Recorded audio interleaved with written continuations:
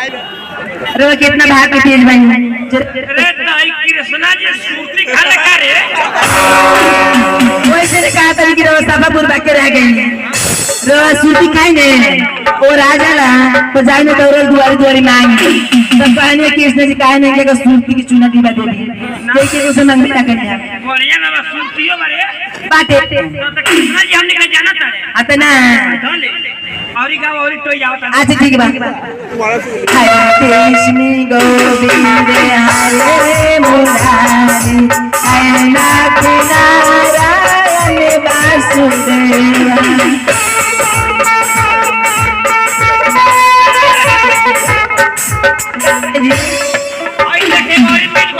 दिखाई ये चाप लगता कच्चा तो बुझा तो सोना हाय देख ले ये कथी रे जी देखने खोल के में कुछ होई अरे तई कृष्णा जी का होई देखई कथी एटीएम कार्ड है पैसा न पे देने एटीएम कार्ड जरूर पे खाद ले बनी रवा का तो जाके उसे निकला ले अच्छा ठीक बराबर आ गई हाँ जी कैसा बना के रहो के खिलाए अच्छा ठीक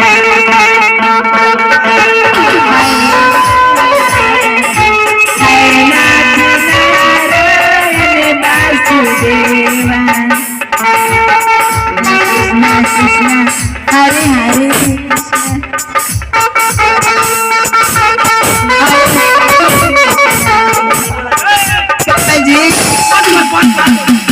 जरूर सोना के घटा तो दिखाई कम से कम खोल के अब फिर मैं देख ले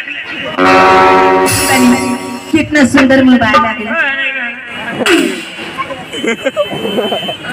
कृष्णा जी आई देख रहे जियो का सिम चलावता है वहाँ के थोड़े चलाए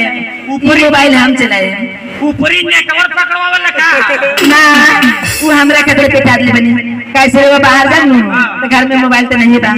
तो हमरे खतर दे दे बनी जी हम बतिया हम रोज फोन का के एगो काम कर क्या तेजो घर में आज ठीक बा हम कृष्णा भगवान सॉरी कुछ मांग लेता नहीं जाए रो मांग ले हम तेरे अपने घर में आजो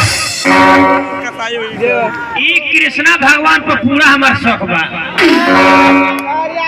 आई चुनौती मिलता मोबाइल मिलल परस मिलल आउ खराऊ के जगह में 100 रुपया जूता बा मोजा के साथ में हुआ के बनिए जींस पैंट वाला बाहर कृष्णा जी आ बांसुरी में छेदे ना वाह का कृष्णा भगवान आ मोर के पा के जगह में टीके से काम चलता बढ़िया बा 2022 वाला तो ना है अच्छा देखा कृष्णा जी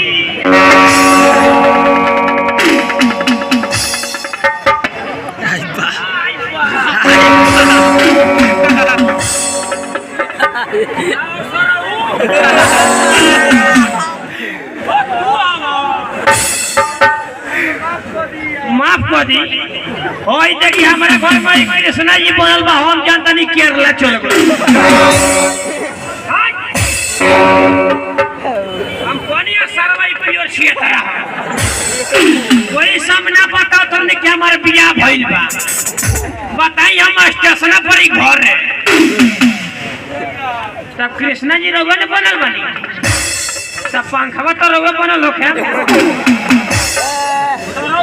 सुधरा वाला नहीं आज तरह के कांच के मुंह है लाखन जे ना कथनी सरहु यार सोचली कि रोगा नहीं हम नहीं खी संगे हमनी के बाहर जाए के प्लान बनल हो बताई हम को तरीके यारवा कितना बढ़िया वहां के चल गई हमरा के छोड़ के केरला आ हम स्टेशन पर पानी आ यहाँ घर में कहीं कृष्णा जी बनत फिरत है आज तोरा का साफ गाछ के नाम वही तक फेर करिए ए यार ए अब जैसे दोबारा गलती ना हो यार का भेल बची का भइल बा हां आज है करे का साफ है तना कहां देता है अरे यार बाल यार जी बनी का जी यार जी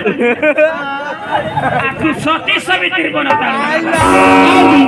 सुनी ना राधिका जी के बनता या कृष्णा जी हई सरवा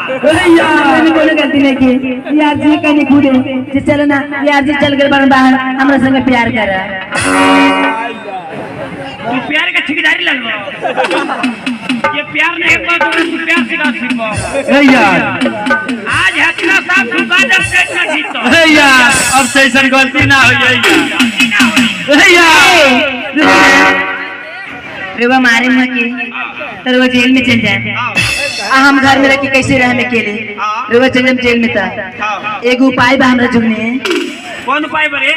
तो मालूम नहीं के ताई ना हम बताओ मेरे के कौन उपाय बा कौन उपाय बताइबे इतना बड़का हो गई नहीं अभी शादी हो गई रहो तो मालूम नहीं के तो हम जानते नहीं हम अपना घर जाते नहीं चोर के कितना बढ़िया मर ले